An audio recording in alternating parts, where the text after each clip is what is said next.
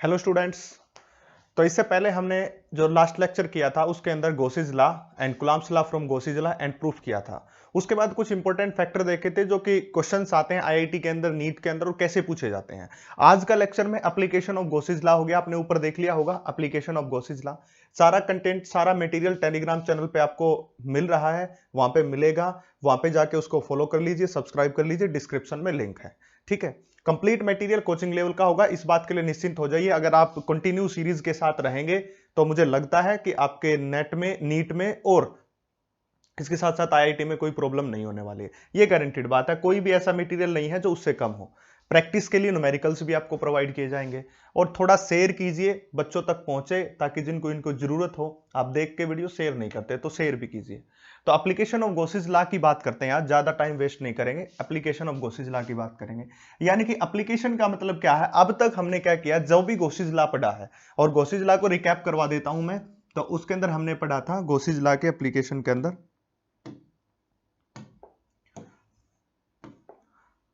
कि जो हमारी फ्लक्स होती है that is equal to E dot N D S और a close surface is equal to 1/ε0 times the charge enclosed. ये हमने गॉसेज लॉ के बारे में डिस्कस किया था, ये पढ़ा था। अब हम इसकी एप्लीकेशंस के बारे में बात करते हैं, एक एक करके एप्लीकेशन देखेंगे। तो सबसे पहली एप्लीकेशन की अगर मैं बात करता हूं, देखिए सबसे पहले एप्लीकेशन की बात करता हूं मैं, that is first application E due to long infinity charged wire, due to long charged wire। ठीक है, इसको क्लियर कर देते हैं। ये मैंने समझा दिया कि ये कल हम पढ़ चुके हैं, चार्ज वायर। ठीक है, हमें क्या करना है, एक चार्ज वायर लेना है। उस चार्ज वायर के कारण क्या फाइंड आउट करना है, इलेक्ट्रिक फील्ड फाइंड आउट करना है। ठीक है, इलेक्ट्रिक फील्ड की वैल्यू फाइंड आउट करनी है। तो सबसे पहले आपको क्या लेना पड़ेगा, एक वायर लेना पड़ेगा। सपोज करो कि दिस इज द वायर, और ये वायर क्या है, चार्ज वायर है। चार्ज का मतलब हो सकता है इसके ऊपर पॉजिटिव चार्ज हो सकता है इसके ऊपर नेगेटिव चार्ज हो। ये आपकी मर्जी है, आप इसके ऊपर पॉजिटिव चार्ज मानते हैं या फिर नेगेटिव चार्ज मानते हैं। कोई भी चार्ज आप इसके ऊपर मान सकते हैं। ठीक है, अब क्या होता है कि जब हम गॉसेज लॉ की एप्लीकेशन करते हैं तो यहां पे एक चीज आपको पढ़नी पड़ती है जिसको कहते हैं गॉसियन सरफेस। गॉसियन सरफेस, ठीक है, इसकी डेफिनेशन आपको पता होनी चाहिए। ये क्या होता है, any surface which enclose charge, which enclose charge, जो सरफेस चार्ज को एनक्लोज करता है उसको हम क्या कहते हैं, गॉसियन सरफेस कहते हैं। वो चाहे कैसा भी सरफेस हो, अगर वो लगभग क्या होगा, सिमेट्रिकल केस हम यहां पे लेते हैं। मैंने पहले ही बताया था कि जब एप्लीकेशंस के बारे में, इंपॉर्टेंट फैक्ट के बारे में, इससे पहले वाले लेक्चर में आपको बताया था, प्लेलिस्ट में वो वीडियो मिलेगी, तो वहां पे इंपॉर्टेंट पॉइंट बताए थे। वहां पे बताया गया था कि सिमेट्रिकल केस होना चाहिए, सिमेट्री के अंदर ही गॉसेज लॉ जो है एप्लीकेबल होता है। अब देखिए हम बात करते हैं इसकी। सपोज कीजिए कि हमने ले लिया एक लॉन्ग चार्ज वायर है, और लॉन्ग चार्ज वायर होने के साथ साथ अगर इस चार्ज के अंदर हमें इलेक्ट्रिक फील्ड फाइंड आउट करना, देखिए एक वायर ले लिया, इसके ऊपर चार्ज है। अब इसके लिए इलेक्ट्रिक फील्ड फाइंड आउट करना है तो हमें एक ऐसा सरफेस मानना पड़ेगा जो सरफेस इसको एनक्लोज करे, और जिस सरफेस का नाम क्या हो जाएगा, गॉसियन सरफेस नाम हो जाएगा। तो हम यहां पे क्या है, कुछ इस टाइप का सरफेस यहां पे हो जाएगा। देखिए कुछ गॉसियन टाइप का सरफेस हो जाएगा, that is this type of surface. और ये जो सरफेस होगा इसको हम क्या कहते हैं, गॉसियन सरफेस कहते हैं। That surface is Gaussian surface, जो सिलेंड्रिकल टाइप आपको दिखाई दे रहा है। ठीक है, और अब यहां से यहां तक की कोई डिस्टेंस आप इसको बोल दीजिए, जो आपका मर्जी है। आप इसको डिस्टेंस को आर भी बोल सकते हैं, स्मॉल आर से भी डिनोट करते हैं, आपकी मर्जी है। अब सपोज कीजिए जो लेंथ हो जाएगी यहां से यहां तक की, यहां से यहां तक की जो लेंथ होगी, उस लेंथ को मैं एल के बराबर मान लेता हूं। Length is L. अब सबसे पहले क्या है कि गॉसेज लॉ के एप्लीकेशंस के अंदर आपको डायग्राम बनाना आना चाहिए। जैसे हमने कल प्रूफ ऑफ कूलम्ब्स लॉ देखा था, sorry proof of Gauss's law देखा था, और कूलम्ब्स लॉ को डिराइव किया था उससे। तो वहां पे आपको सिखाया गया था कि किस प्रकार से आपको वहां पे इलेक्ट्रिक फील्ड और यूनिट नॉर्मल वेक्टर दोनों की डायरेक्शन पता होनी चाहिए। गॉसेज लॉ जहां पे भी एप्लीकेबल करना चाहते हो तो वहां पे दो ही चीजें आपको पता होनी चाहिए, पहला तो इलेक्ट्रिक फील्ड और उसकी डायरेक्शन, दूसरा यूनिट नॉर्मल वेक्टर और उसकी डायरेक्शन। आपका काम बन जाएगा, बिल्कुल इजी तरीके से हो जाएगा। देखिए अब कैसे करते हैं। मान लीजिए सभी बच्चे अब मान के चलेंगे कि मेरे पास दो सरफेस है, एक सरफेस तो ये वाला हो गया और एक सरफेस हो गया ये वाला, ठीक है।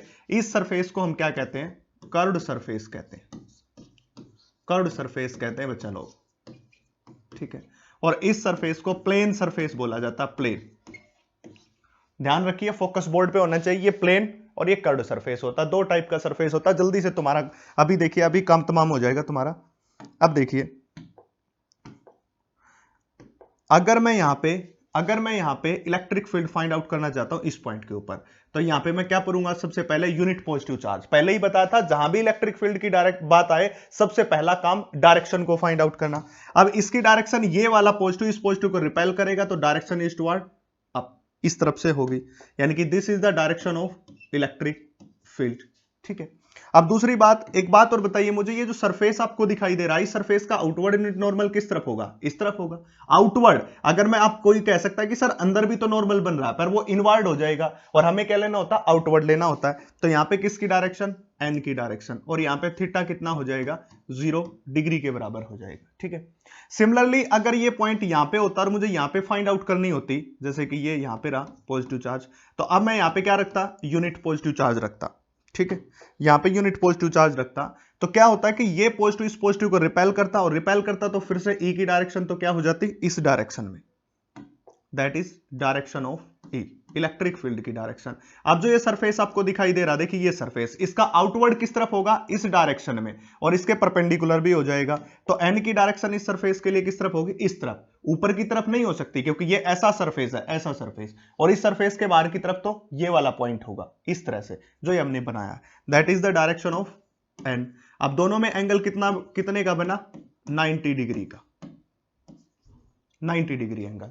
तो यहां पे जब हम बात करेंगे तो गॉसिस लॉ दो सरफेस के ऊपर अप्लाई करना पड़ेगा, पहला तो हमारे कर्व्ड सरफेस के ऊपर, और दूसरा हमारा किस सरफेस के ऊपर, प्लेन सरफेस के ऊपर। बस यहां पे सिर्फ एक ही चीज हमें देखनी थी कि एंगल कितना बन रहा है। कर्व्ड सरफेस के लिए तो थीटा 0 बन रहा है, और इस सरफेस प्लेन सरफेस के लिए एंगल 90 डिग्री बन रहा है, और कुछ हमें यहां से नहीं जानना है। अब इसके ऊपर गॉसिस लॉ अप्लीकेबल करते हैं। देखिए गॉसिस लॉ क्या कहता है, जल्दी से देख लेते हैं, E N ds over a closed surface is equal to 1 by epsilon naught times the total charge।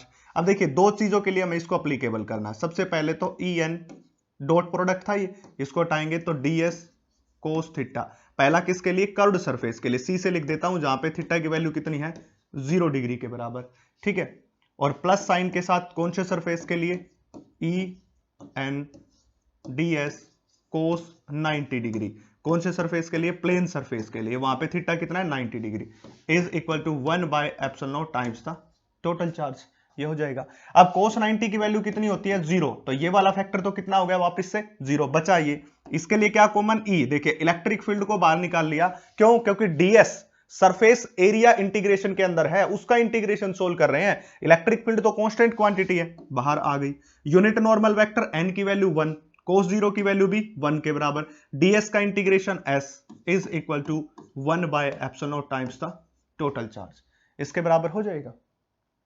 अब आप यहां पे एक बात समझने की कोशिश कीजिए कि जो हम पढ़ रहे हैं वो किसके लिए पढ़ रहे हैं, एक लाइन चार्ज के लिए। ये लॉन्ग चार्ज्ड वायर जिसको हम कहते हैं लाइन चार्ज, इसको लाइन चार्ज भी बोलते हैं। तो इसके लिए हम किसकी बात करेंगे, लीनियर चार्ज डेंसिटी, किसकी, लीनियर चार्ज डेंसिटी लैम्बडा की, जो किसके बराबर होगा, चार्ज पर यूनिट लेंथ के बराबर होगा, इसका डिस्कस कर रहे हैं यहां पे। बस तो लैम्बडा किसके बराबर हमारे पास, charge divided by length, sorry charge divided by length. यहां पे क्या दिखाने की कोशिश की है मैंने, चार्ज डिवाइडेड बाय लेंथ। यहां पे क्या दिखाने की कोशिश की है, बस गॉसिस लॉ के अंदर जो हमने लीनियर चार्ज डेंसिटी का टॉपिक पढ़ा था, जो इलेक्ट्रिक फ्लक्स के बारे में जानना था और चार्ज डिस्ट्रीब्यूशन के बारे में जानना था, वहां पे आपको वो मिल जाएगी लेक्चर, और उस लेक्चर प्लेलिस्ट में आपको मिलेगा, वहां जाके देखिए। ये इंट्रोड्यूस करनी है बस। यहां से अगर मुझे क्यू निकालना है तो that comes out to be lambda into L, तो इस क्यू की वैल्यू यहां पुट कर दीजिए, ठीक है। और देखिए अब लैम्बडा के बाद सरफेस एरिया की बात करते हैं। अब एक बात तो सिलेंडर का, ये देखिए सिलेंडर की आकृति बनी हुई यहां पे दिखाई दे रही होगी, तो सिलेंडर का सरफेस एरिया किसके बराबर होता है, surface area of cylinder is 2 pi R into L, but R को कैपिटल आर के बराबर मान रखा हमने, आर को कैपिटल आर के बराबर मान रखा है, आर इंटू एल। इस सिलेंडर जो हमने सिलेंड्रिकल गॉसियन सरफेस बनाया है वो, अब सबकी वैल्यू पुट करेंगे, that is electric field into 2 pi R into L is equal to किसके बराबर हो जाएगा 1/ε0 इंटू क्यू की जगह लैम्बडा इंटू एल। इस एल से एल क्या हो जाएगा cancel out, that is the electric field is lambda divided by में नीचे आएगा 2πε0 इंटू आर। तो this is the electric field.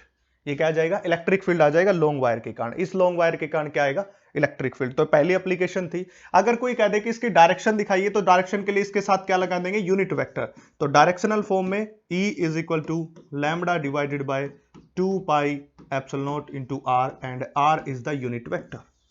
ये अप्लाई कर देते हैं, R is the unit vector. तो ये किस में आ जाएगी डायरेक्शन की फॉर्म में आ जाएगी।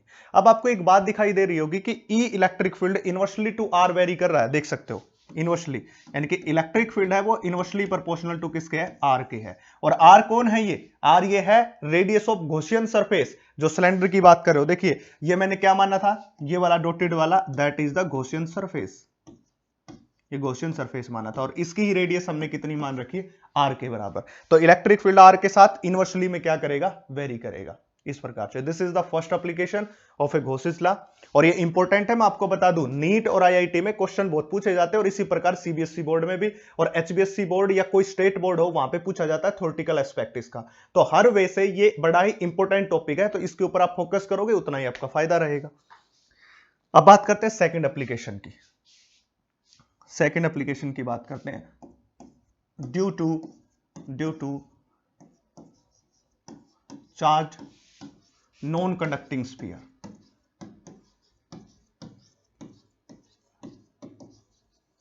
नॉन कंडक्टिंग स्फीयर, ठीक है।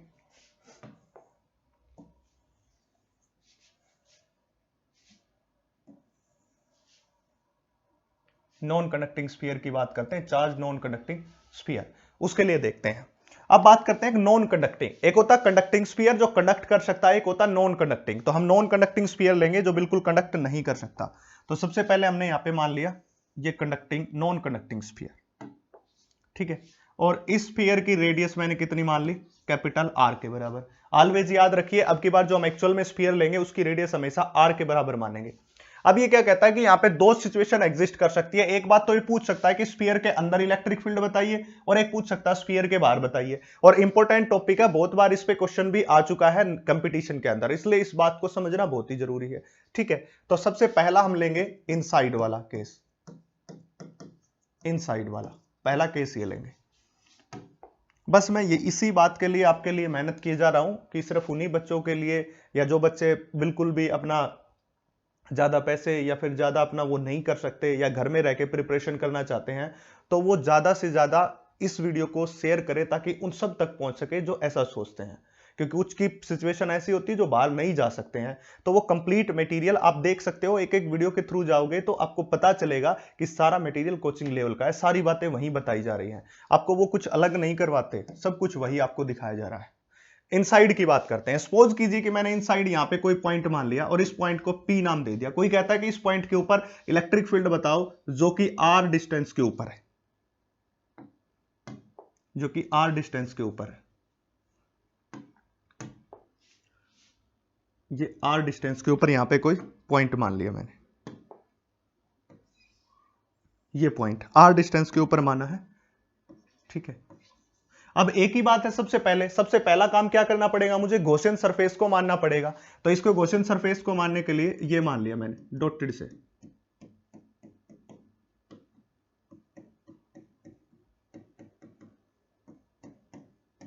ऐसे ये गॉसियन सरफेस मान लिया मैंने, ठीक है भाई। अब ये गॉसियन सरफेस हमारे पास होगा, इस सरफेस को हम क्या कहेंगे गॉसियन सरफेस कहेंगे, Gaussian surface. Any surface which enclose the charge is called Gaussian surface, उसको गॉसियन सरफेस कहेंगे। अब इस P पॉइंट के ऊपर इलेक्ट्रिक फील्ड फाइंड आउट करना। ये P पॉइंट यहां पे भी हो सकता है, यहां पे भी हो सकता है, यहां पे कहीं पे ले लो, वो आपकी मर्जी है, उससे कोई फर्क नहीं पड़ता। तो सबसे पहला ही काम मैंने हमेशा क्या बताया, जब भी जहां पे इलेक्ट्रिक फील्ड पूछना हो तो पहला काम क्या कीजिए, पहला काम कीजिए आपका डायरेक्शन ऑफ इलेक्ट्रिक फील्ड। तो यहां पे डायरेक्शन ऑफ इलेक्ट्रिक फील्ड करने के लिए मुझे क्या करना पड़ेगा, unit positive charge, unit positive charge. और ये पूरा स्फीयर भी कैसे है, इसके ऊपर भी कोई ना कोई चार्ज लाई कर रहा है। सपोज कीजिए कि पॉजिटिव चार्ज लाई कर रहा है, तो स्फीयर के ऊपर भी चार्ज लाई कर रहा है। तो चार्ज लाई कर रहा है तो ये पॉजिटिव इस पॉजिटिव को क्या करेगा, रिपेल करेगा, और रिपेल करेगा तो डायरेक्शन क्या हो जाएगी, इलेक्ट्रिक फील्ड की इस तरफ हो जाएगी। That is the direction of electric field, direction of electric field हो जाएगा। अब यहां पे यूनिट नॉर्मल के लिए मुझे क्या करना पड़ेगा, एक छोटा सा एरिया कंसीडर करना पड़ेगा, क्योंकि स्फीयर के रूप में है। मैं इस स्फीयर का एक छोटा सा टुकड़ा मान लेता हूं, और छोटा सा टुकड़ा हमेशा स्ट्रेट वायर की तरह बिहेव करता है। ये बात मैंने प्रूफ में भी समझाई थी जब गॉसिस लॉ का प्रूफ करवाया था। तो यहां पे क्या हो जाएगा, इस सरफेस का आउटवर्ड यूनिट नॉर्मल देखिए ऐसे बिहेव करेगा, तो आउटवर्ड यूनिट नॉर्मल किस तरफ हो जाएगा इसका, in this direction, and that is the direction of unit normal vector N. तो दोनों में एंगल कितना हो जाएगा, 0 डिग्री के ऊपर। तो यहां से हम क्या फाइंड आउट करते हैं, हमेशा एंगल फाइंड आउट करते हैं, थीटा इज 0 डिग्री। अब इसके ऊपर गॉसिस लॉ एप्लीकेबल करेंगे, that is E dot N ds over a close surface is equal to 1/ε0 times total charge enclosed. ठीक है, अब डॉट प्रोडक्ट हटाएंगे तो E n ds और कोस कितना है 0 degree is equal to 1/ε0 times the total charge. ठीक है, इलेक्ट्रिक फील्ड बाहर की तरफ, यूनिट की वैल्यू 1, ds का इंटीग्रेशन सोल्व करेंगे s, cos 0 की वैल्यू कितनी होती है, 1 के बराबर होती है। That is equal to 1/ε0 times the total charge enclosed. ठीक है, ये बात आ गई, यानी कि ओवरऑल हमारे पास ES is equal to 1/ε0 into Q, ये बात आ गई। अब इसके बाद ये जो हमारे पास, मैंने कल भी आपको समझाया था कि कूलम्ब्स लॉ और गॉसिस लॉ में एक बेसिक डिफरेंस है कि कूलम्ब्स लॉ डिस्क्रीट चार्ज के लिए यूजफुल है, और ये जो हमारा लॉ हम बात करें गॉसिस लॉ, ये जब चार्ज का डिस्ट्रीब्यूशन होता है, मतलब चार्ज का डिस्ट्रीब्यूशन हो चुका है। अब डिस्ट्रीब्यूशन हो चुका है तो चार्ज डिस्ट्रीब्यूशन के अंदर स्फीयर के लिए वॉल्यूम चार्ज डेंसिटी बनाई गई है स्फीयर के लिए, तो उसका इंक्लूड हमें यहां पे करना पड़ेगा। तो वॉल्यूम चार्ज डेंसिटी को हम किससे लिखते हैं, रो से, that is equal to Q divided by V, and that is Q। अगर यहां से Q निकालोगे तो ये क्या आ जाएगा, Q is equal to rho into V के बराबर, that is the Q is equal to my rho, and what is the volume, volume कितना हो जाएगा, that is 4/3 into pi r3।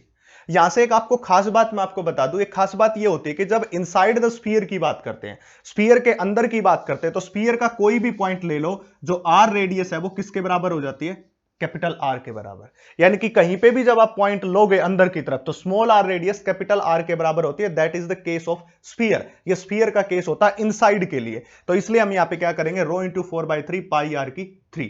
ये किसके लिए हमने लिया है, ये हमने r is equal to r के लिए। इसी प्रकार सरफेस एरिया की बात करेंगे तो that is the 4 pi into surface area देखेंगे इंटू 4 पाई इंटू में r का square, that is r square, इसका स्फीयर का surface area, and Q and S की वैल्यू आ गई, वो यहां पे पुट कर देते हैं। तो क्या आएगा देखिए, इलेक्ट्रिक फील्ड और सरफेस एरिया की वैल्यू 4 पाई इंटू r का square is equal to 1/ε0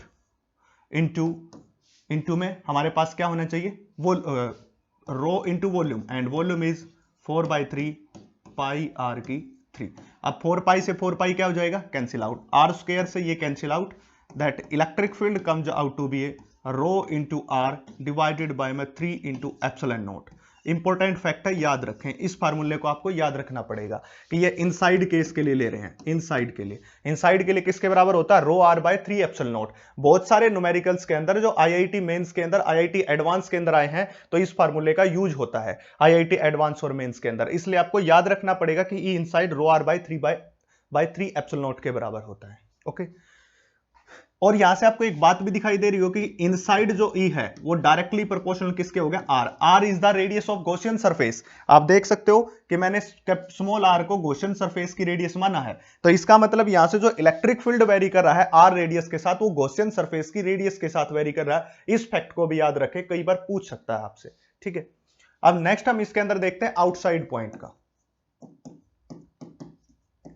outside की बात करें, अब सपोज कीजिए कि यही बात हम आउटसाइड के लिए एप्लीकेबल करना चाहते हैं, तो फिर से हमने क्या मानना पड़ेगा, एक सरफेस मान लेते हैं, ये स्फीयर मान लिया, नीचे मानना पड़ेगा थोड़ा सा, ये एक स्फीयर मान लिया। ठीक है, और इस स्फीयर की रेडियस हमने कितनी मान ली, the radius of the sphere is capital R, और इसके कुछ बाहर पॉइंट लेना पड़ेगा हमें। सपोज कीजिए कि बाहर मैंने यहां पॉइंट ले लिया और इस पॉइंट के ऊपर हमें क्या फाइंड आउट करना है, इस पॉइंट को P मान के यहां पे इलेक्ट्रिक फील्ड। तो इसके लिए मुझे क्या करना पड़ेगा, गॉसियन सरफेस मानना पड़ेगा इस प्रकार से जैसे पहले माना था। ये गॉसियन सरफेस और इस गॉसियन सरफेस की रेडियस कितनी होगी, r के बराबर स्मॉल r, जैसे पहले माना था। जिस पॉइंट पे भी इलेक्ट्रिक फील्ड फाइंड आउट करना हो वहां पे गॉसियन सरफेस मान लीजिए। तो मैंने गॉसियन सरफेस मान लिया। अब गॉसियन सरफेस मान लिया तो इस पॉइंट के ऊपर इलेक्ट्रिक फील्ड है, तो सबसे पहले उसकी direction by putting unit positive charge, this is the centre. अब आपको पता होना चाहिए कि इस स्फीयर का जो पॉजिटिव चार्ज है, इस स्फीयर के ऊपर जो पॉजिटिव चार्ज है वो इसको क्या करेगा, रिपेल करेगा and direction of electric field आ जाएगी इस डायरेक्शन। ठीक है, अब सिमिलरली आप इसमें एक्सपर्ट हो चुके होंगे, आपको बता भी दिया गया है। अब यहां पे अगर आपको मानना है, फाइंड आउट करना है, तो यहां पे एक छोटा सा एरिया मान लीजिए, that area is type of this and direction of unit normal is again outward, so both are the in same direction. तो थीटा कितना हो जाएगा, 0 डिग्री। जैसे पहले निकालना सिखाया था, स्मॉल एरिया में स्फीयर का जो वायर है वो बिल्कुल स्ट्रेट लाइन की तरह बिहेव करेगा और उसका आउटवर्ड यूनिट नॉर्मल ये रहा। फिर से गॉसिस लॉ अप्लाई करते हैं, that is E n ds cos 0 is equal to 1 by epsilon not into charge enclosed, ये हो जाएगा। अब और एक क्लोज सरफेस, E बाहर आ जाएगा, यूनिट वेक्टर की वैल्यू 1, ds का इंटीग्रेशन सोल्व करोगे s, cos 0 की value 1 is equal to 1 by epsilon not into times total charge, that is E into s is equal to 1 by में epsilon not into Q के बराबर, ये हो गया। अब फिर से ये गॉसिस लॉ चार्ज के डिस्ट्रीब्यूशन के लिए एप्लीकेबल है, पहले ये बात बता दिया। तो फिर से हमें यहाँ पे किसको इंट्रोड्यूस करना पड़ेगा, वॉल्यूम चार्ज डेंसिटी को। तो वॉल्यूम चार्ज डेंसिटी के लिए Q किसके बराबर हो जाएगा हमारे पास, रो इंटू वी के बराबर। तो that is the Q and rho and volume is 4/3 into pi R की 3। ये इंपॉर्टेंट फैक्टर है, यहां पे याद रखें भाई। देखिए जब हम Q की बात करते हैं या वॉल्यूम की बात करते हैं, rho into V, volume charge density, volume की बात की, तो आप ये सोच रहे हो कि मैं, अगर आपने नहीं सोचा मैं तो भी बता देता हूं कि ये रेडियस भी तो ले सकते थे 4/3 पाई आर की 3। बट मैं आपको एक्चुअल में बता दूं, जो हमने स्फीयर माना है वो तो गॉसियन सरफेस माना है, एक सरफेस, गॉसियन सरफेस, जिसके लिए हमेशा हम सरफेस एरिया इंक्लूड करते हैं। बट अगर स्फीयर की बात करें तो स्फीयर का वॉल्यूम लेना है हमें, यानी कि उस स्फीयर के वॉल्यूम के अंदर कितना चार्ज एनक्लोज है इस स्फीयर के अंदर। तो इस स्फीयर की बात करेंगे तो इस स्फीयर का वॉल्यूम कितना हो जाएगा बच्चा लोग, इसका हो जाएगा 4/3 पाई आर की 3। ये फैक्टर याद रखना। बहुत सारे बच्चे क्या करते हैं कि surface area is equal to किसके बराबर हो गया, 4 पाई इंटू स्मॉल आर का स्क्वायर। इस बात में पजल होते हैं कि सरफेस एरिया में स्मॉल आर लेना है या फिर यहां पे जो फैक्टर आ रहा है वॉल्यूम का उसमें स्मॉल आर लेना है। तो याद रखें हमेशा जो सरफेस एरिया है, जो हमने सरफेस गॉसियन सरफेस माना है, उसके लिए गॉसियन सरफेस की रेडियस का यूज करेंगे हम। तो इस प्रकार से अब सब वैल्यू पुट करते हैं, that is the E electric field, S की वैल्यू 4 पाई इंटू आर का square, that is equal to 1 by epsilon naught, and what is the value of Q? Q is rho into 4/3 into pi r की 3, and 4 pi to 4 pi cancel out and it comes out to be electric field is equal to my rho r cube into 3 epsilon naught into r का square. This is the value of electric field outside. ये किसके होगी, outside होगी।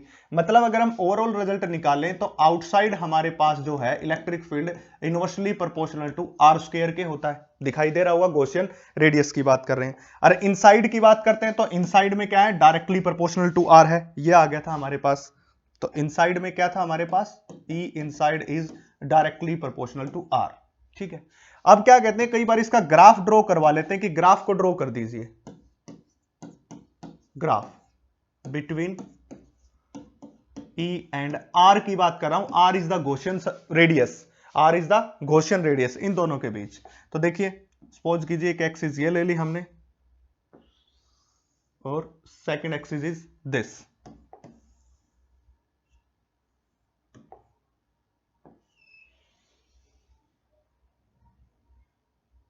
ये axis होगी दो। ठीक है, अब मान लेते हैं कि इसकी तरफ तो क्या है, डिस्टेंस है, और इस तरफ हमारा क्या है, इलेक्ट्रिक फील्ड है। ठीक है, अब इलेक्ट्रिक फील्ड की बात करेंगे तो इनसाइड वाला पॉइंट लेते, तो इनसाइड वाला पॉइंट तो क्या है, directly proportional to R. Directly proportional to R का मतलब क्या हो गया, straight line graph. Directly proportional R का ग्राफ कैसा होता है, स्ट्रेट लाइन ग्राफ। इस तरह से स्ट्रेट लाइन ग्राफ हो गया, that is E is directly proportional to R, straight line graph. ठीक है, और ये क्या आ गई उस स्फीयर की boundary, that is the boundary of sphere. यानी कि क्या हुआ होगा, ऐसा कुछ हुआ होगा कि जो इलेक्ट्रिक फील्ड है, ये सपोज कीजिए कि ये कंप्लीट है, अंदर से चला है तो इलेक्ट्रिक फील्ड बढ़ रहा है डायरेक्टली प्रोपोर्शनल टू आर, और यहां सरफेस पे पहुंच गए इस सरफेस के ऊपर। अब सरफेस से बाहर outside is inversely proportional to R, और इनवर्सली प्रोपोर्शनल का ग्राफ कुछ इस टाइप से होता है, that is E is inversely proportional to R square, मतलब हाइपरबोला, डीप हाइपरबोला की तरह होता है और डायरेक्टली प्रोपोर्शनल का स्ट्रेट लाइन ग्राफ होता है, and that is R is equal to R, यानी कि सरफेस ऑफ द स्फीयर की बात कर रहे हैं, तो सरफेस ऑफ द स्फीयर के ऊपर इतना हो जाएगा। तो this is for that electric field inside and outside, that is for inside and that is for outside. तो ये दोनों केस आपको समझा दिए गए हैं। नेक्स्ट केस की बात करते हैं, अब थर्ड एप्लीकेशन की बात करते हैं। Third application of Gauss's law. Third application की जब बात करते हैं तो हम क्या करेंगे, ड्यू टू सेल और कंडक्टिंग स्फीयर, कोई कंडक्टिंग स्फीयर बोल दे, स्फीयर के नाम से भी क्वेश्चन आता है, और उस स्फीयर में क्या होना चाहिए, वो प्रॉपर्टी कंडक्टिंग होना चाहिए, या तो सेल कहे या कंडक्टिंग स्फीयर कहे। कई बार बच्चे इस बात में पजल हो जाते हैं कि कहीं पे कंडक्टिंग स्फीयर दे देता है और उसके बावजूद कंडक्टिंग स्फीयर देने के बाद वो कौन सा कर जाते हैं, स्फीयर वाला जो अभी पहले केस एप्लीकेशन सेकंड करवाई, जो गलत हो जाता है। कंडक्टिंग स्फीयर और सेल दोनों एक ही बात होती है, याद रखें इस बात को। तो सबसे पहले हमें फिर से क्या करना पड़ेगा, एक सरफेस मानना पड़ेगा। तो सबसे पहले हम क्या करते हैं, एक सेल मान लेते हैं, सपोज कीजिए this is the shell and radius of the shell is r,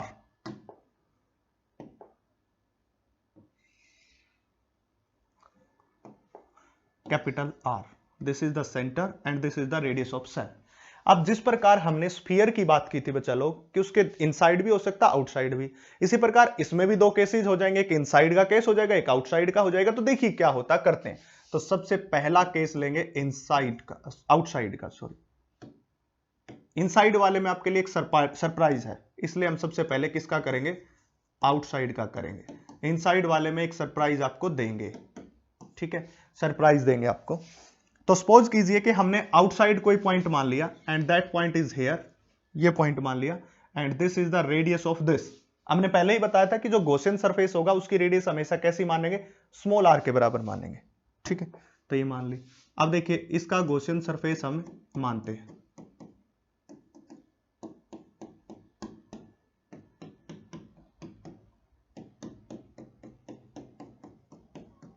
ये गॉसियन सरफेस मान लिया।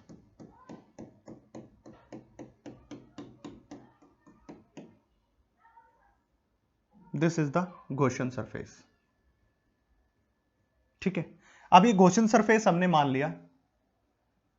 अब आपको सब बातों का पता ही पहले से ही बता दिया गया आपको कि जहां पे भी इस P पॉइंट, अब ये गॉसियन सरफेस के ऊपर P पॉइंट है, इसके ऊपर इलेक्ट्रिक फील्ड फाइंड आउट करना है, तो सबसे पहले direction of electric field by putting unit positive charge, ये हर बार बताया जा रहा है, हर केस में आपको बताया जा रहा है। तो यहां पे अगर डायरेक्शन फाइंड आउट करना चाहते हैं, सपोज कीजिए इस सेल के ऊपर चार्ज कितना है, प्लस का चार्ज है, तो ये प्लस उस प्लस को क्या करेगा, रिपेल करेगा, और रिपेल करेगा तो direction of electric field is in this direction, this is the direction of electric field E। ये किसकी डायरेक्शन हो जाएगी, इलेक्ट्रिक फील्ड की। अब इलेक्ट्रिक फील्ड के साथ साथ गॉसिस लॉ के अंदर हमें यूनिट नॉर्मल वेक्टर की फाइंड आउट करनी होती है, तो उसके लिए छोटा सा ये एरिया मानूंगा जो बिल्कुल स्ट्रेट ऐसे वायर की तरह बिहेव करेगा, और इसका आउटवर्ड यूनिट नॉर्मल किस तरफ हो जाएगा, in this direction, and this is the n, and you know that both are in the same direction, that theta is equal to 0 के बराबर हो जाएगा। अब वही गॉसिस लॉ को एप्लीकेबल कराते हैं, that is E n ds and cos 0 degree और a close surface is equal to 1 by epsilon not times the total charge के बराबर। अब E क्या है, कॉमन बाहर, यूनिट वेक्टर की वैल्यू 1, ds का इंटीग्रेशन सोल्व करेंगे, cos 0 की value 1 is equal to 1 by epsilon not times the total charge, that is E into s is equal to 1 by epsilon not times total charge, ये आ जाएगा। अब बात क्या हो रही है, यहां पे फिर से चार्ज डिस्ट्रीब्यूशन का यूज करेंगे, और जो हमारा स्फीयर होता है उसके पास सरफेस चार्ज डेंसिटी होती है, ये याद रखनी पड़ेगी कि स्फीयर के पास वॉल्यूम और सरफेस के सेल के पास सरफेस चार्ज डेंसिटी, और स्फीयर होता तो वॉल्यूम होती। Non conducting sphere, conducting sphere नहीं, नॉन कंडक्टिंग स्फीयर होना चाहिए था। तो यहां पे किसका यूज करेंगे, sigma is Q divided by में A, and Q is equal to sigma into A के बराबर हो जाएगी। Okay, that is the Q is equal to sigma. अब बात वही आई, एरिया क्या लिखेंगे हमारे पास 4 pi R square, area is 4 pi R का स्क्वायर, पर कौन सा आर लेंगे, समस्या वही है कि कौन सा आर हम यहां पे लेंगे, 4 पाई इंटू आर हमें कौन सा लेना, ये बात हमारे पास आके अटक गई फिर से। ये क्या है, चार्ज जो इस सेल ने इंक्लूड किया, इसलिए 4 पाई कैपिटल आर स्क्वायर लेंगे बच्चा लोग, इस कैपिटल आर को। ठीक है, जब हम चार्ज का डिस्ट्रीब्यूशन करते हैं तो चार्ज का डिस्ट्रीब्यूशन हुआ कहां है, इस सेल के ऊपर हुआ है। गॉसियन सरफेस के ऊपर तो चार्ज का डिस्ट्रीब्यूशन नहीं हुआ, चार्ज तो हमने कोई सेल प्रोवाइड कर दिया, किसी बंदे ने बोला कि ये सेल है और इस सेल के ऊपर आप फाइंड आउट कर दीजिए, तो पहले से उस सेल के ऊपर चार्ज डिस्ट्रीब्यूटेड है, तो यहां पे कौन ले रहे, सरफेस चार्ज डिस्ट्रीब्यूशन, इसलिए कौन सा लेंगे, ये वाली रेडियस लेंगे। और इस सरफेस एरिया के लिए कौन सी लेंगे, स्मॉल आर, 4 पाई आर का स्क्वायर। ये वैल्यू एस की और ये वैल्यू क्यू की, दोनों वैल्यू इस फार्मूले में पुट करेंगे, then we are left with electric field E into में 4 पाई आर का square 1 by epsilon not into sigma into 4 pi capital R square. तो 4 पाई से 4 pi, that is electric field outside is equal to sigma by epsilon not into capital R square divided by में R square. ठीक है, यहां से आपको दिखाई दे रहा होगा कि E जो आउटसाइड होता है वो इनवर्सली प्रोपोर्शनल क्या है, गॉसियन सरफेस की रेडियस का स्क्वायर हो जाएगा, आउटसाइड वाला पॉइंट। ये पहला पॉइंट आ गया। ठीक है, अब हम क्या करते हैं, अगर मैं इसको उठा के इस पॉइंट को इस सरफेस के ऊपर ले आऊं यहां पे, तो यहां पे सरफेस पे आते ही एट सरफेस की बात करूं, एट सरफेस, तो एट सरफेस का केस क्या हो जाएगा, कैपिटल आर किसके बराबर हो जाएगा, स्मॉल आर के बराबर। तो दोनों को इक्वल करेंगे इस फार्मूले में, तो हमारे पास E किसके बराबर हो जाएगा, that is sigma divided by में epsilon not and small R square divided by में small R square, cancel out, that is electric field is sigma by epsilon not. ये आ जाएगा सरफेस के ऊपर सिग्मा बाय एप्सिलॉन। याद रखना formula बड़ा इंपॉर्टेंट फार्मूला, बहुत बार डिराइव करवाता है बोर्ड के अंदर और फिर कॉम्पिटिटिव एग्जाम में भी, ये बातें याद रखना, सारी इंपॉर्टेंट बातें साथ साथ बता रहे हैं। अब बात करते हैं इनसाइड वाले केस की, ये बात है, ये आपके लिए सरप्राइज है, इनसाइड वाले केस की। देखिए एक्चुअल में होता क्या है, सपोज कीजिए कि मैंने आपको कोई ये स्फीयर दे दिया, सेल दे दिया सॉरी, ठीक है, अब मैं इस सेल को बाहर से चार्ज दे रहा हूं, मैंने कोई चार्ज प्रोवाइड कर दिया, क्यू चार्ज प्रोवाइड कर दिया प्लस का, तो होता क्या है, सेल का केस ऐसा होता है कि ये सारा चार्ज इसके बाहर वाले सरफेस के ऊपर आ जाएगा, ऐसे इस सरफेस के आउटसाइड जो है इमीडिएटली क्या हो जाएगा, डिस्ट्रीब्यूट हो जाएगा। जब किसी सेल को आप चार्ज प्रोवाइड करते हो तो उसके अंदर सेल के चार्ज हमेशा जीरो रहता है, वो केवल उसके आउटर सरफेस की बाउंड्री के ऊपर आ जाता है। इसको ये केस होता है स्पेशल सेल का, याद रखना ये बात हमेशा। जब किसी सेल को चार्ज दोगे तो उसके इनसाइड चार्ज कभी नहीं रहता, वो हमेशा उसकी आउटर बाउंड्री के ऊपर लाई करता है, तो इसके अंदर जो चार्ज है वो हमेशा किसके बराबर रहता है, जीरो के बराबर रहता है। अगर अंदर चार्ज जीरो के बराबर है, अब देखिए फिर से इसके ऊपर गॉसिज लॉ लगाएंगे इनसाइड केस के लिए, that is E N ds dot product और a close surface is 1 by epsilon, अंदर चार्ज कितना, जीरो, जीरो चार्ज, तो इलेक्ट्रिक फील्ड इनसाइड कितना हो जाएगा, जीरो के बराबर। तो सेल के केस के अंदर इलेक्ट्रिक फील्ड इनसाइड कितना, जीरो, और इलेक्ट्रिक फील्ड आउटसाइड कितना था हमारे पास, सिग्मा डिवाइडेड बाय में epsilon capital R square divided by small R square, that is E outside is inversely proportional to R का स्क्वायर, आर स्क्वायर के इनवर्सली प्रोपोर्शनल लाई करेगा। अब फिर से इसका ग्राफ बनाना पड़ेगा, हमें ग्राफ ड्रॉ करना पड़ेगा, क्योंकि ग्राफिकल क्वेश्चन तो आता ही आपके पेपर के अंदर, तो ग्राफ की बात करते हैं हम सबसे पहले।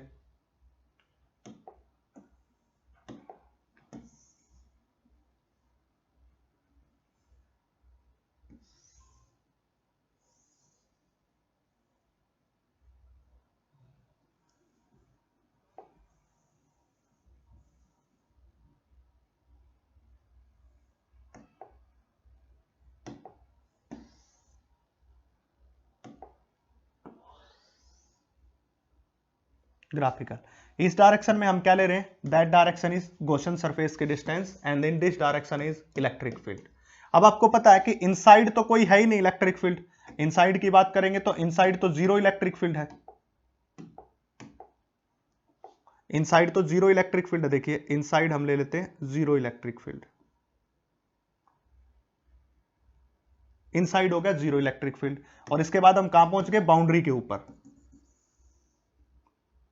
ये बाउंड्री के ऊपर पहुंच गए, ठीक है। That is the case of R is equal to R, और आउटसाइड क्या है, इनवर्सली प्रोपोर्शनल टू R, यानी कि कैसा ग्राफ होगा, हाइपरबोलिक ग्राफ होगा, ऐसे इस तरह वाला। That is E is inversely proportional to R का स्क्वायर, ऐसा ग्राफ हो जाएगा। That's it, inside electric field is zero and outside is inversely proportional to R square. This is the case of shell, ये shell का case है। अब third case की बात करते हैं हम, थर्ड केस, फोर्थ केस हो जाएगा, सॉरी फोर्थ केस की बात करते हैं। फोर्थ केस हो जाएगा due to charge sheet, due to charge sheet. सारी इंपॉर्टेंट बातें और जो क्वेश्चन आपके आएंगे वो सारी बातें आपको साथ साथ बताई जा रही है, इसलिए वीडियो थोड़ा लंबा तो जरूर बनेगा, क्योंकि सारी बातें अगर एक उसके अंदर हम इंक्लूड कर रहे हैं, इसकी सारी एप्लीकेशन के बारे में डिस्कस कर रहे हैं। तो अब देखिए, सबसे पहले हमें सीट माननी पड़ेगी, एक सीट मान लेते हैं हम, चार्ज शीट।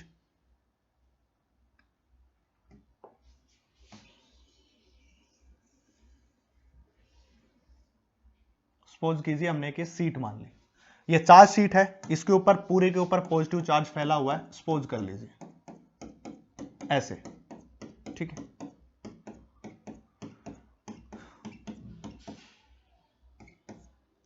अब जैसा कि हम पहले करते थे वैसे ही हमें क्या करना पड़ेगा, एक गॉसियन सरफेस को तो मानना पड़ेगा, और उसी गॉसियन सरफेस की मदद से हमें क्या करेंगे, इस सीट का इलेक्ट्रिक फील्ड फाइंड आउट करेंगे। सपोज कीजिए कि यहां पे मैं गॉसियन सरफेस को मान रहा हूं, ठीक है।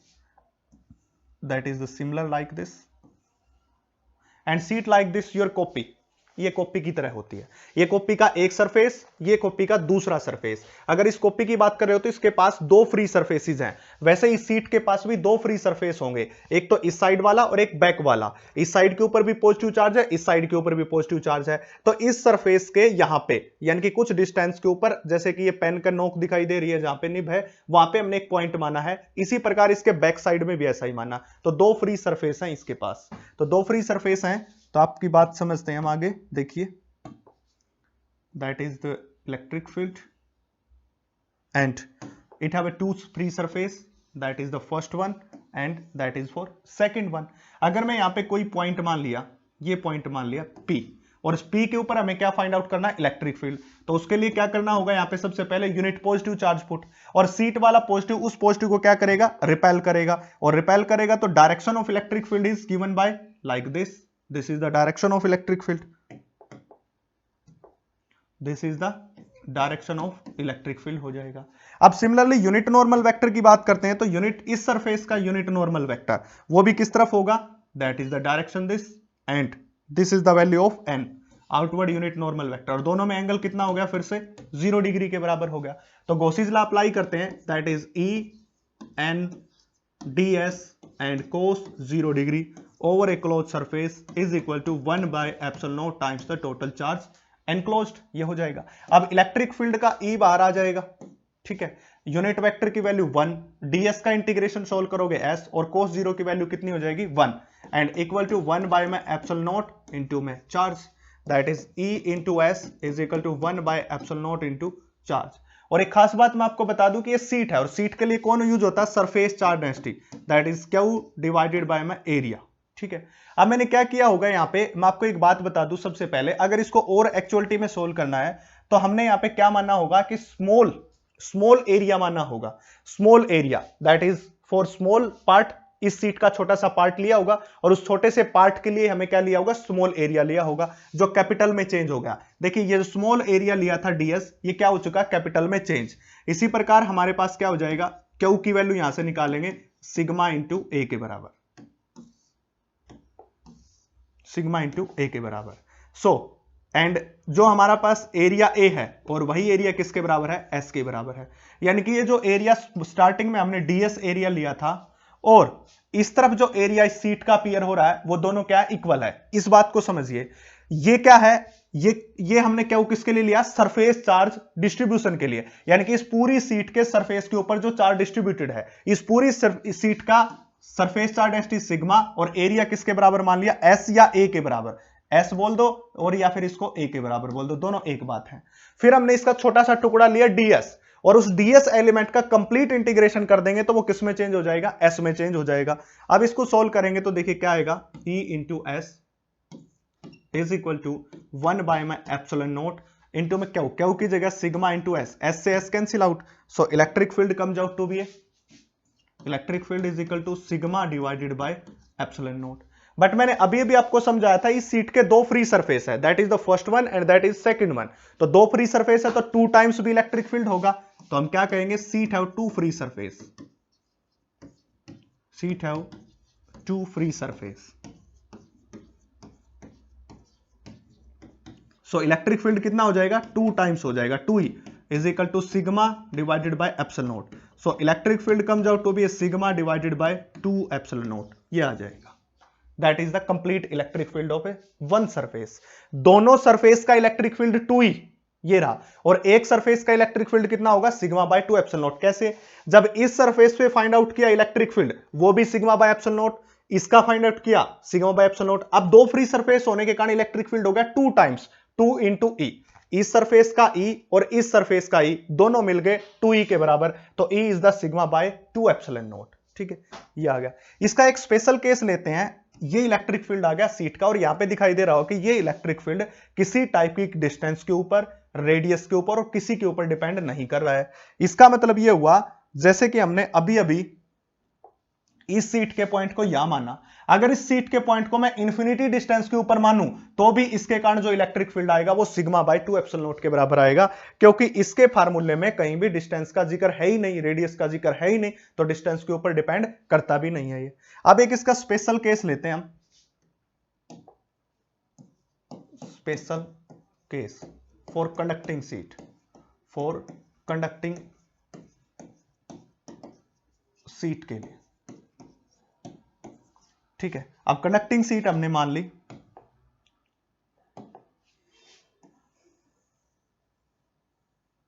ये सीट मान ली, और इसके ऊपर कैसा चार्ज फैला हुआ है, फिर से पॉजिटिव चार्ज फैला हुआ है। देखिए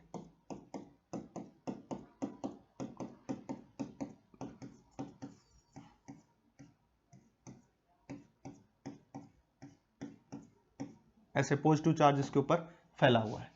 ठीक है, अब मैं क्या करता हूं, इसका एक पॉइंट कंसीडर कर लेता हूं, और वो पॉइंट मान लेता हूं यहां पे, इस सीट के इस तरफ। यानी कि अगर इसको प्रैक्टिकली समझाऊं तो एक सीट है, इस सीट के यहां पे एक पॉइंट मान लिया, तो ये जो सरफेस है इसके कारण जो इलेक्ट्रिक फील्ड निकालना पड़ेगा, और एक इस बैकवर्ड सरफेस के कारण निकालना पड़ेगा, यानी कि दो सीट पे। अब सपोज कीजिए कि यहां पे इलेक्ट्रिक फील्ड निकालना, तो सबसे पहले यूनिट पॉजिटिव चार्ज रखूंगा, यूनिट पॉजिटिव चार्ज रखा तो पहले सरफेस के कारण इलेक्ट्रिक फील्ड ये वाला पॉजिटिव को रिपेल करेगा, that is for E1 electric field.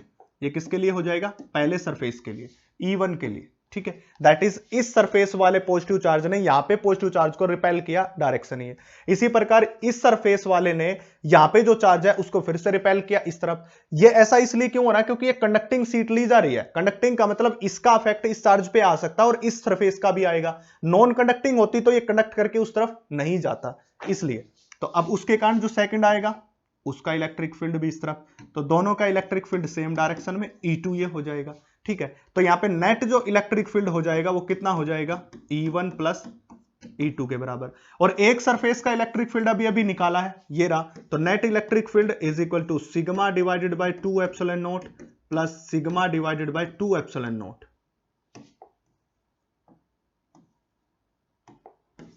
2 epsilon naught, और दोनों को इकट्ठा करोगे तो हमारे पास क्या आएगा, net electric field is equal to, net electric field is equal to sigma by epsilon not, ये आ जाएगा। और फॉर कंडक्टिंग सीट के लिए ये बात याद रखना, कंडक्टिंग सीट के लिए सिग्मा बाय एप्सिलॉन नॉट और नॉर्मल सीट के लिए सिग्मा बाय 2 एप्सिलॉन नॉट। तो ये किसकी एप्लीकेशन थी, फॉर सीट की एप्लीकेशन थी। एक फिफ्थ एप्लीकेशन करते हैं इसके बारे में, देखिए फिफ्थ एप्लीकेशन क्या होगी, two thin parallel sheet, two thin charged parallel sheet, इसके लिए निकालना है हमें।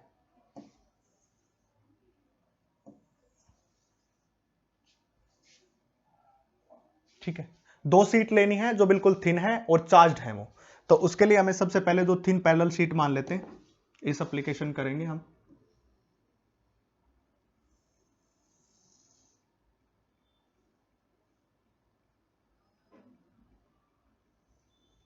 That is the first one, and similarly for second case.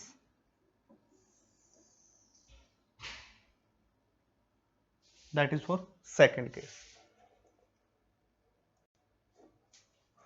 तो दो थिन पैरेलल शीट की बात कर ली।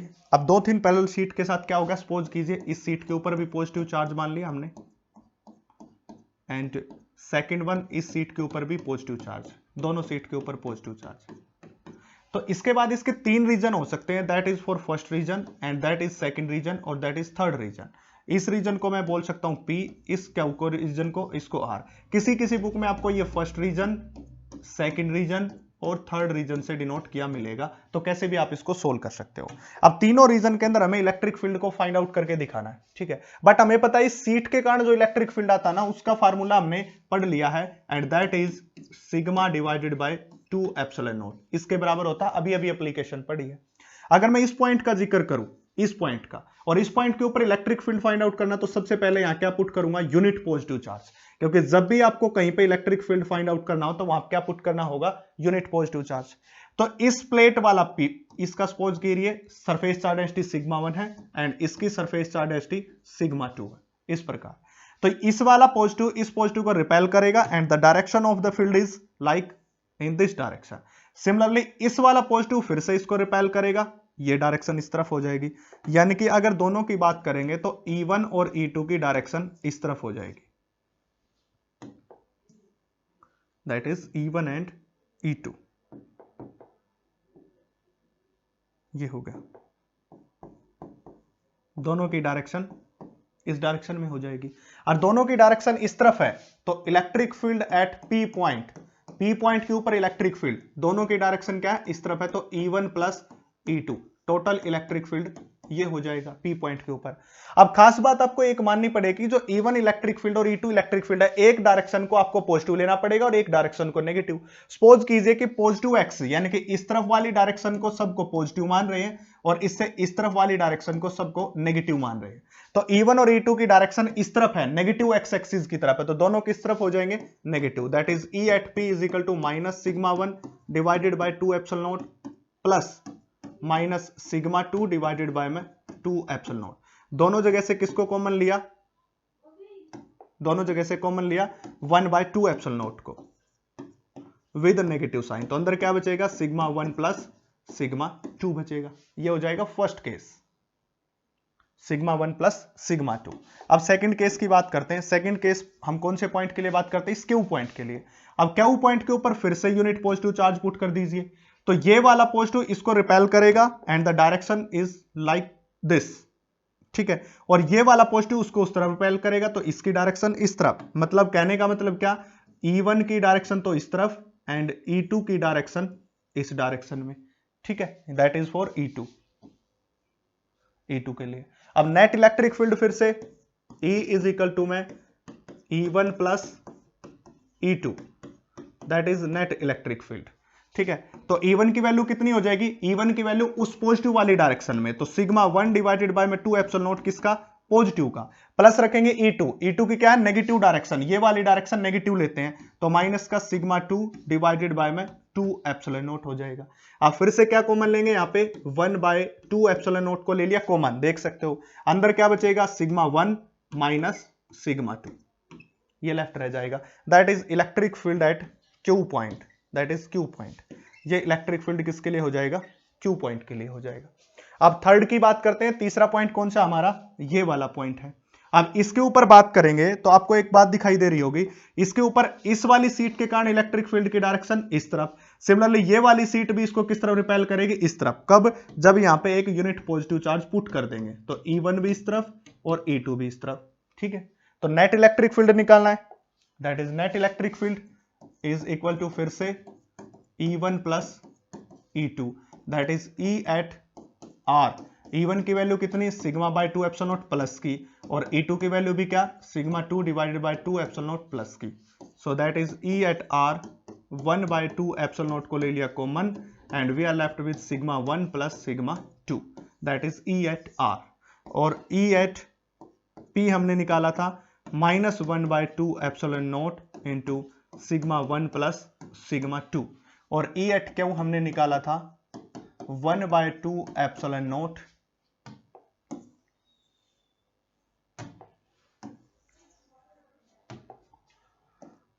E at Q is equal to 1/2 epsilon not into sigma 1 minus sigma 2। ठीक है, अब ये जो क्वेश्चन आपको दिखाई दे रहा है, ये क्वेश्चन ये बड़ा इंपॉर्टेंट है बोर्ड की, किसी भी स्टेट बोर्ड से और कॉम्पिटिटिव एग्जाम के लिए बहुत बार ये क्वेश्चन पूछा गया है अलग अलग पॉइंट से। अब यहाँ पे सिग्मा 1 सिग्मा 2 दे दिया, आप बोल सकता है कि सिग्मा 1 की वैल्यू सिग्मा है और सिग्मा 2 की वैल्यू 2 सिग्मा है, तो ये बेसिक आपको समझ आ गया। आप सिग्मा 1 की जगह सिग्मा रख दो, सिग्मा 2 की जगह 2 सिग्मा रख दो, अब जो केस आएगा जो रिजल्ट आएगा वो लिखते चलो, बस हमें ये चीज समझनी है जो हमने समझ ली। अब इसका एक स्पेशल केस की बात करते हैं, इसका स्पेशल केस लेते हैं, अगले उस पर ले लेते हैं स्पेशल केस, स्पेशल केस। ठीक है, अब सपोज कीजिए फिर से हमने 2 थिन शीट मान ली,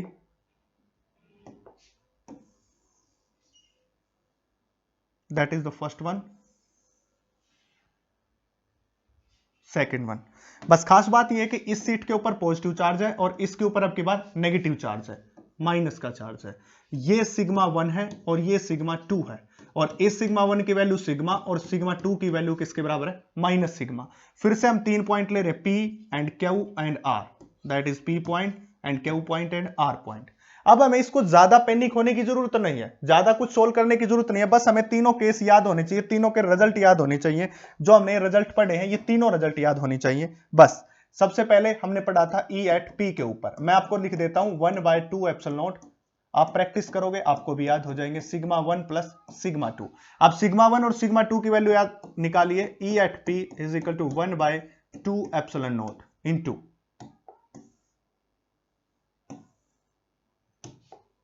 2 एप्सिलॉन नॉट। सिग्मा 1 की जगह कितना रखेंगे, सिग्मा, एंड सिग्मा 2 की जगह कितना, माइनस सिग्मा, तो ये कैंसिल हो गया, कितना आ जाएगा, 0। मतलब electric field eight P point के ऊपर कितना आ गया, 0 के बराबर आ गया। अब इसी प्रकार electric field at Q point की बात करते हैं, that is 1/2 epsilon not into sigma 1 minus sigma 2। यहां पे पुट करेंगे तो 1/2 एप्सिलॉन नॉट इंटू सिग्मा 1 की जगह सिग्मा, माइनस में सिग्मा 2 की जगह माइनस सिग्मा, तो ये क्या बनेगा, 2 सिग्मा डिवाइडेड बाय में 2 एप्सिलॉन नॉट, तो ये 2 से 2 cancel, that is sigma by epsilon not. तो electric field at Q point is equal to sigma by epsilon not. Important case है ये। अब थर्ड केस की बात करते हैं हम, तीसरा केस ले लेते हैं, E at R point, R point के ऊपर कितना आया था, 1/2 epsilon not into sigma 1 plus sigma 2, ये आया था। यहां पे पुट करेंगे 1/2 एप्सिलॉन नॉट, सिग्मा 1 की जगह सिग्मा एंड सिग्मा 2 की जगह माइनस सिग्मा, फिर से क्या आ गया, 0 आ गया। तो electric field at R point is equal to 0 के बराबर। तो जब कभी भी 2 सीट हमने ली, दोनों की चार्ज डेंसिटी है सेम बट अपोजिट साइन के साथ, एक की पॉजिटिव और दूसरे की नेगेटिव, तो यहां पे पी पॉइंट के ऊपर और आर पॉइंट के ऊपर इलेक्ट्रिक फील्ड 0, और जो बीच वाला मिड पॉइंट बन गया वहां पे इलेक्ट्रिक फील्ड की वैल्यू हमारे पास आ जाएगी ई क्या is sigma by epsilon not. Important case है, याद रखिए इस बात को। अब करते हैं इस पे कुछ न्यूमेरिकल जो आए हुए हैं पहले। ये पहला न्यूमेरिकल देख लीजिए, that is hollow sphere, hollow metal sphere of radius. Hollow metal sphere की बात कर रहा है, hollow metal sphere of radius is uniformly charged. ठीक है, तो सबसे पहले एक होलो मेटल स्फीयर ले लेते हैं,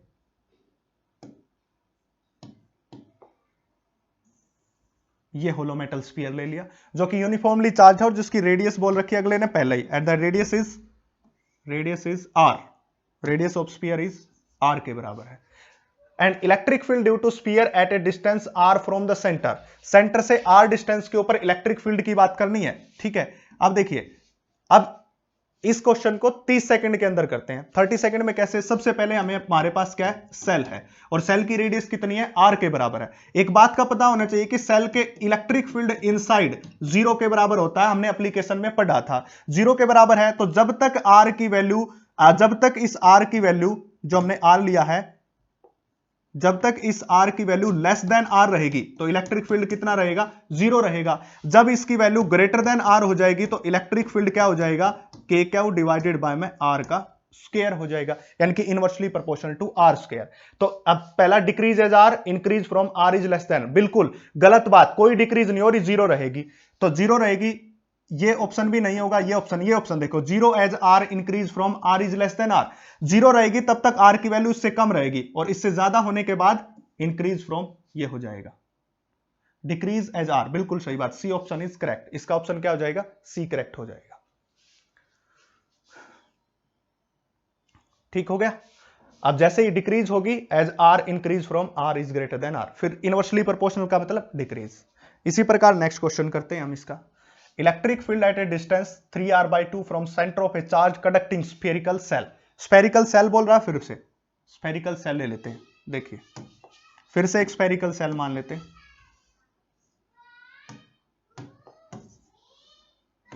स्फेरिकल सेल, ठीक है।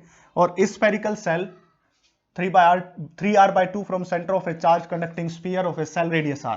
अब इसकी रेडियस कितनी दे रखी है, r के बराबर दे रखी है, ठीक है। And E is electric field is E, the electric field at distance r/2 from centre of the sphere, ठीक है। अब ये क्या कह रहा है कि इससे 3r/2 डिस्टेंस, 3r/2 डिस्टेंस कहां बनेगी, सबसे पहले तो वो समझिए। 3r/2 डिस्टेंस ये तो है r, और 3r/2 का मतलब 1.5 r, यही होगा ना 3r/2। तो सपोज कीजिए कि ये हो गई 3/2 इंटू आर, और यहां पे इलेक्ट्रिक फील्ड की वैल्यू दे रखे E। तो ये कहां पे पूछ रहा है, ये पूछ रहा है r/2 डिस्टेंस इस P पॉइंट के ऊपर। अब इस क्वेश्चन को फिर से 30 सेकंड में सोल्व करते हैं। देखिए ये क्या बोल रहा है कि एक हमारे पास स्फेरिकल सेल है, उसकी रेडियस r है, उसे 3r/2 मतलब 1.5 r रेडियस के ऊपर इलेक्ट्रिक फील्ड गिवन है E। तो वो पूछ रहा है अगर मैं रेडियस r/2 कर दूं तो इलेक्ट्रिक फील्ड कितना होगा। अब एक बात सोचिए, r/2 डिस्टेंस उस सेल के अंदर है, इस सेल के अंदर है, और इनसाइड द सेल हमेशा इलेक्ट्रिक फील्ड कितना होता है, 0 के बराबर होता है। यह बात गोसिज लॉ के एप्लीकेशन में करवाई थी जब स्फेरिकल सेल, क्योंकि इसके अंदर charge 0, electric field 0, answer is 0, that is the answer, ठीक है। ये आंसर हो जाएगा।